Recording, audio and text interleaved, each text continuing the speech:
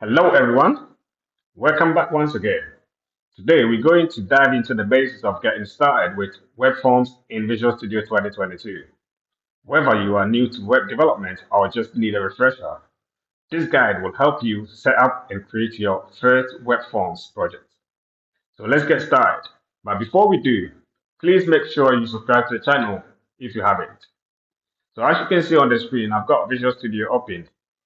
But if you haven't installed it on your computer, make sure you go to the Visual Studio website. You download the installer, and then when you open it, you'll be taken to a workload. Make sure you select ASP.NET Web Development Workload. You download and install it. But if you've already got Visual Studio installed in your system, make sure you open your Visual Studio installer, you click on Modify.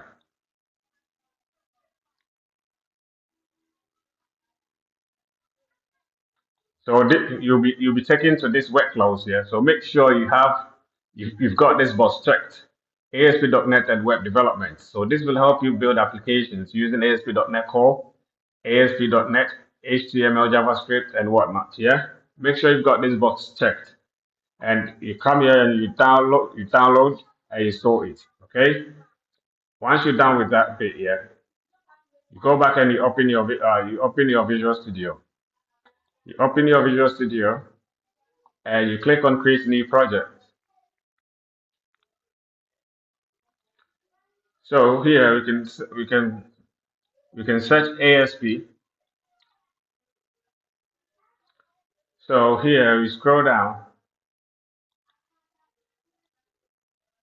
and we look for ASP.NET Web Development .NET Framework. So this is a project template for creating ASP.NET web application. You can create ASP.NET like a bunch of ASP.NET applications. So let's select this and we click on next. So here you can configure your project details like your project name, the location of the project, the solution name, and here obviously you can select what .NET framework you want to use. For this video, we're using a 4.8, okay? And here we click on create. So once we click on create, this dialog will appear. So as you can see on the first, you've got empty. So this is for creating an empty ASP.NET application. So once you click on it here, obviously you can add folders and call references. So basically, if you later on you want to make it MVC, then you can select MVC for model view control application. Or you can select web forms, the one we're doing right now, if you want to use web forms, yeah? But then you can select web forms here. So as you can see here, it's a project template for creating ASP.NET Web Forms applications. ASP.NET Web Forms let you build dynamic websites using familiar drag and drop event-driven model. So a design surface and hundreds of controls. Yeah.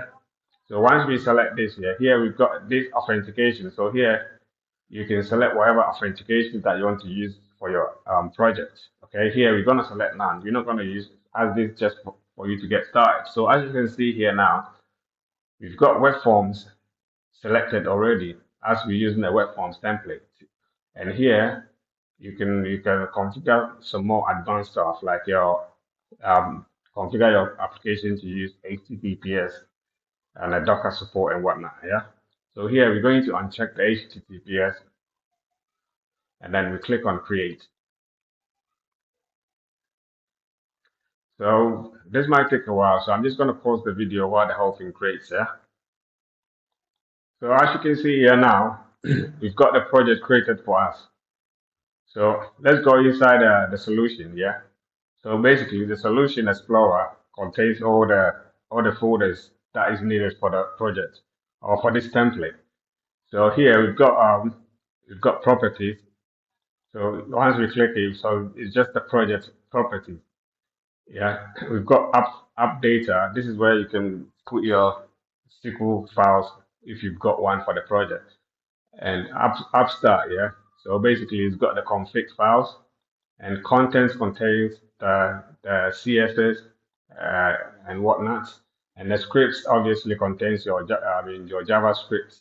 Okay. So basically, we've got a bunch of files that has got ASPS extension. So basically, with web forms, your design files is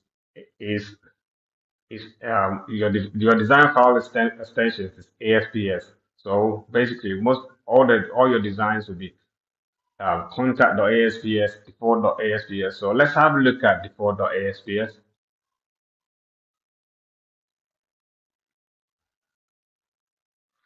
So as you can see here, so we've got this here. So this is the control. This is the ASPS control. So this the main content or the body. Yeah, and we've got a bunch of HTMLs inside. Yeah.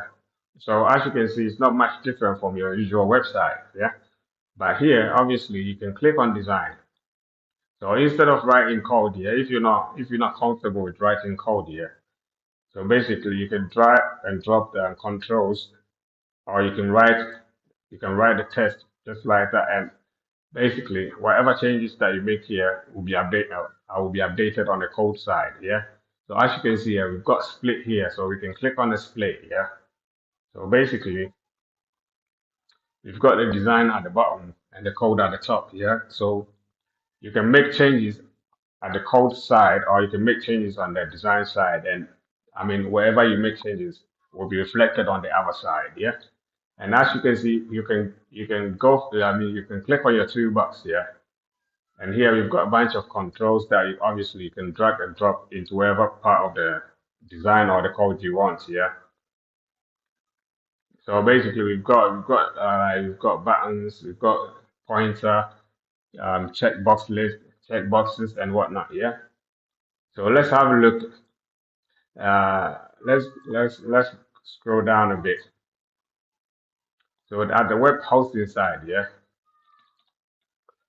So as you can see here, we're going to drag a button and put it here. So it will be put down here. So once we click on this bit here, the design part, as you can see, the design part is updated. Okay. So as you can see here now, I've got the design part updated. So once we click on it here, we come to this property side here. So you can also change the text from this side. Yeah, we're going to make it login. So if we say it here, so as you can see here now, we've got the text changed, and as you can see, it's also changed on the design side. Yeah. So what if you can also double click it? So once you double click it, yeah, so you can handle the click event here in C sharp. So basically, with web forms, yeah, you can do your code behind using a C sharp. Okay.